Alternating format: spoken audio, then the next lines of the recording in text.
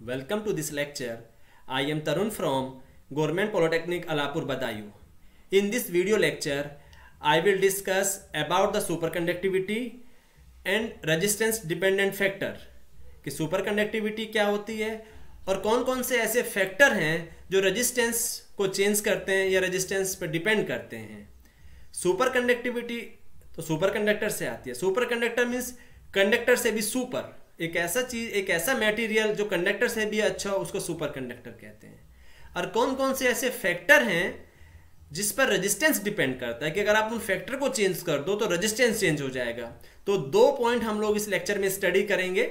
तो चलिए सबसे पहले तो हम सुपरकंडक्टिविटी की डेफिनेशन को समझते हैं कि ऐसी कौन सी चीज है इलेक्ट्रॉनिक्स के अंदर जो कंडक्टर से भी अच्छी है। क्या ऐसा एक मटेरियल है जो कंडक्टर से भी अच्छा है और उसको क्या यूज किया जा सकता है? तो चलिए सबसे पहले सुपरकंडक्टिविटी की डेफिनेशन को समझते हैं। सुपरकंडक्टिविटी मीन्स एक ऐसा मटेरियल जिसका रेजिस्टेंस जीरो हो जाए, तो इस फिनोमिना को हम लोग सुपरकंडक्टिविटी कहते हैं। अब सबसे पहला क्वेश्चन तो यही है कि रेजिस्टेंस क्या होता है और रेजिस्टेंस किस किस फैक्टर पे डिपेंड करता है, तभी आप सबको सुपरकंडक्टिविटी समझ आएगी। तो सबसे पहले हम लोग जो रेजिस्टेंस है वो किस किस फैक्टर पे डिपेंड करता है वो हम स्टडी करते हैं। तो रेजिस्टेंस लो हो सकता है और हाई हो सकता है, तो दोनों रेजिस्टेंस को हम स्टडी करते हैं। एक छोटा सा एग्जांपल है, ये प्लेग्राउंड है, ये एक स्कूल का डायग्राम में प्लेग्राउंड है, ये कॉरिडोर बना हुआ है और ये क्लासरूम बने हुए हैं। तो रेजिस्टेंस एक्चुअल में होता क्या है, क्या कॉन्सेप्ट है, किस बेस पर रेजिस्टेंस काम करता है। तो प्लेग्राउंड में आप देखिए लंच टाइम है, ये बच्चे छोटे छोटे फोटोग्राफ्स बने हुए हैं, ये बच्चे यहाँ पर खेलते हैं। तो प्लेग्राउंड के अंदर क्या होगा, बच्चे बिल्कुल फ्री हैं मूव करने के लिए। पूरे प्लेग्राउंड के अंदर हर स्टूडेंट्स इजीली मूव कर सकता है, उसको मूव करने में कोई अवरोध उत्पन्न नहीं होगा क्योंकि स्पेस बहुत ज्यादा है। जैसे ही लंच ओवर होता है, बेल बजती है, तो सभी बच्चे कॉरिडोर से अपने अपने क्लासरूम में जाने की कोशिश करते हैं। कॉरिडोर का जो साइज है वो नैरो है, तो सभी बच्चे एक साथ तो मूव नहीं कर सकते क्लासरूम में, तो धीरे धीरे मूवमेंट शुरू होता है। धीरे धीरे बच्चे कॉरिडोर से होते हुए अपने अपने क्लासरूम में पहुंचते हैं। तो यहां पर दो जोन बने हुए हैं, एक जोन प्लेग्राउंड का है और दूसरा जोन कॉरिडोर का होगा। तो प्लेग्राउंड में बच्चे फ्रीली मूव करते हैं, मीन्स हम कह सकते हैं, अगर हम सर्किट की बात करते हैं कि जहां पर इलेक्ट्रॉन फ्रीली मूव करते हैं, जहां पर इलेक्ट्रॉन के लिए कोई अवरोध उत्पन्न नहीं होता है, उसको हम लोग लो रेजिस्टेंस ऑफर बोलते हैं कि यहां पर लो रेजिस्टेंस ऑफर किया हुआ है, कि कम प्रतिरोध है सर्किट के अंदर।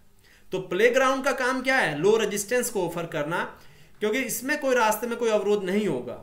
बट अगर हम नैरो कॉरिडोर की बात करते हैं तो कॉरिडोर क्या करता है, बच्चों के लिए हाई रेजिस्टेंस ऑफर करता है, कि बच्चों को धीरे धीरे निकलने की परमिशन देता है। बच्चे निकल तो रहे हैं बट उनकी जो स्पीड है वो धीरे धीरे होगी।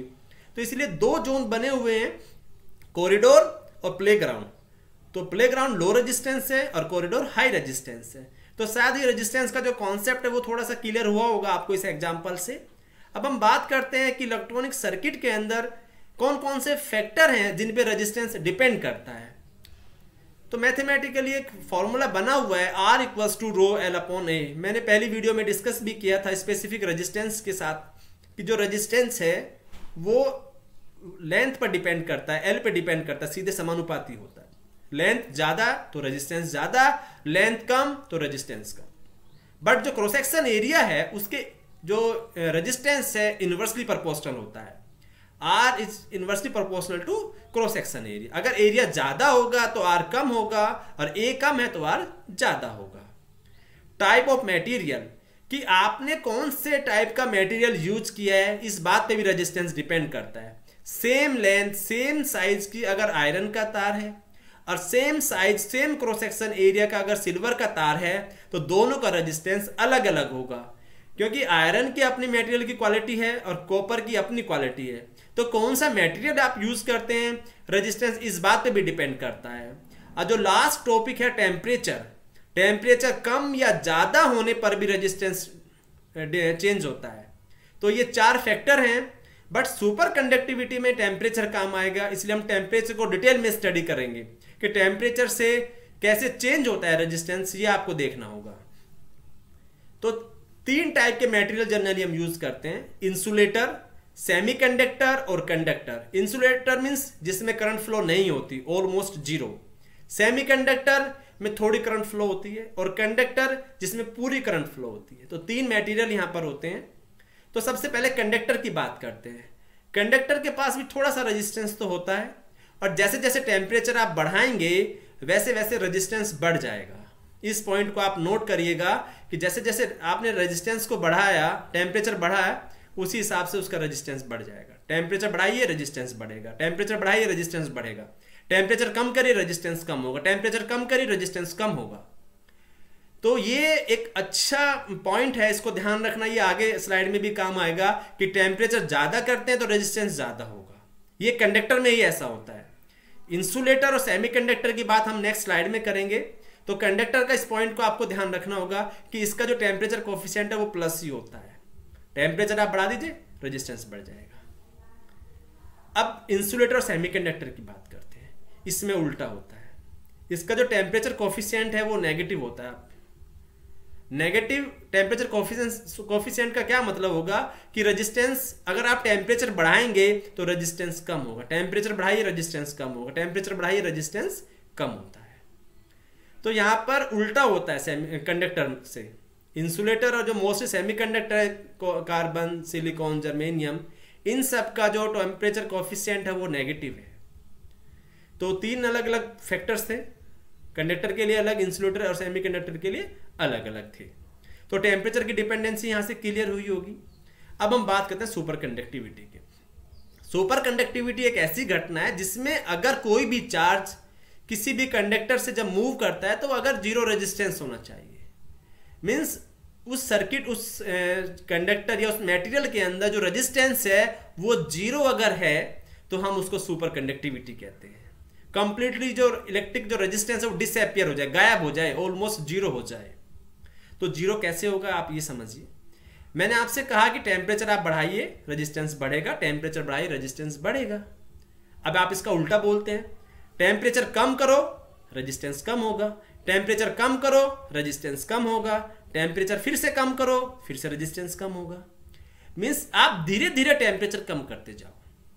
क्या ऐसी स्थिति आ सकती है कि आप जब टेम्परेचर धीरे धीरे कम करते जाओ कि रेजिस्टेंस एक टेम्परेचर पे आके जीरो हो जाए? होना तो ये चाहिए। जब मैं उल्टा बोलता हूं कि टेम्परेचर कम करो रेजिस्टेंस कम होगा, टेम्परेचर कम करो, तो अगर ऐसा स्थिति आ जाए कि टेम्परेचर कम करते करते करते करते आपका रेजिस्टेंस जीरो हो जाए तो वो स्थिति सुपर कंडक्टिविटी की स्थिति होती है। और उस टेम्परेचर को हम लोग क्रिटिकल टेम्परेचर या क्रांतिक ताप कहते हैं। कि वो एक ऐसा टेम्परेचर जहां पर रेजिस्टेंस जीरो हो जाए उसको हम लोग क्रांतिक ताप, क्रिटिकल टेम्परेचर कहते हैं। तो ऐसी स्थिति को अचीव करना टिपिकल है कि मींस एक ऐसा कंडक्टर या ऐसा मटेरियल जिसमें रेजिस्टेंस ना हो, जीरो हो, मींस कोई भी जो हीट है वो ड्रॉप नहीं होगी, कोई वोल्टेज ड्रॉप नहीं होगी, करंट हमेशा इनफाइनाइट तक बहती रहेगी, इनफाइनाइट टाइम तक। तो ऐसे मटेरियल को बनाना भी टिपिकल टास्क होता है।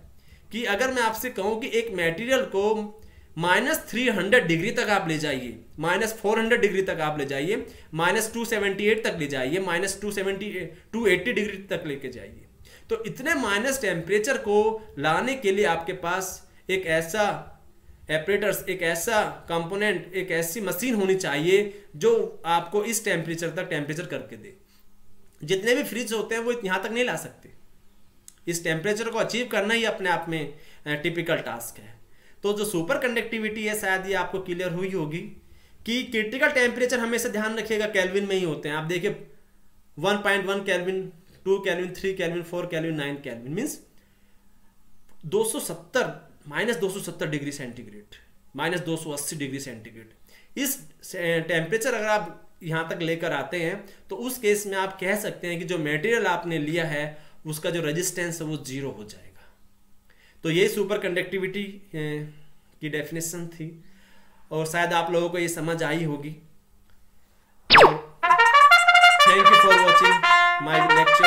अगर आप लोगों को ये वीडियो पसंद आया होगा तो मेरे चैनल को लाइक, शेयर और सब्सक्राइब करिए।